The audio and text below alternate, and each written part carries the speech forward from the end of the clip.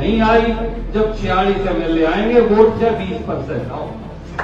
MLA सरकार बनाने से बात बढ़ेगी, खाना खाने से पेट भरेगा। जब 11 साल से पार्टी सत्ता से बाहर होगा तो बहुत सारे साथियों में निराशा आ जाती है। हमको अपने अंदर झांक कर देखने पड़ेंगे क्यों 2029 के बाद फिर ये बैठक न करनी पड़े। एक सत्य ये भी, और मेरे छोटे भाई बुद्धिमान हैं, समझदार हैं और मैं इसके लिए इसका आदर करता हूं, पर एक कड़वा सत्य ये भी, कितनी प्रतिशत वोट आई। भाई आखिर में लोग पूछे चुनाव जीते सरकार बनी या नहीं बनी, कितनी प्रतिशत बढ़ी, कितनी प्रतिशत घटी, कितनी आई, कितनी नहीं आई। जब 46 MLA आएंगे, वोट से 20% आओ। MLA 46 सब बात बनेगी। वोट कितनी आए उससे बात नहीं, अब वो बात जरूरी है, मैं मानता हूं। वोट का प्रतिशत कितना ही आवश्यक है। आखिर में सरकार बनाने से बात बढ़ेगी, खाना खाने से पेट भरेगा।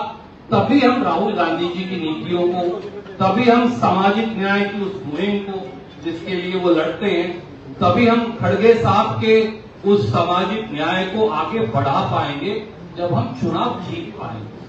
और जब 11 साल से पार्टी सत्ता से बाहर हो तो बहुत सारे साथियों में निराशा आ जाती है। मैंने ये बातों की कुछ की चर्चा आपसे इसलिए की, राहुल साहब, क्योंकि आप बनकर पहली बार आए हैं। जब तक हम इस परिस्थिति को बदलेंगे नहीं, कांग्रेस बदलेगी नहीं। हरिप्रसाद जी के साथ मैंने 30 साल लगभग काम किया है। युवा कांग्रेस के ये उपाध्यक्ष थे, मैं उसके बाद आया युवा कांग्रेस में।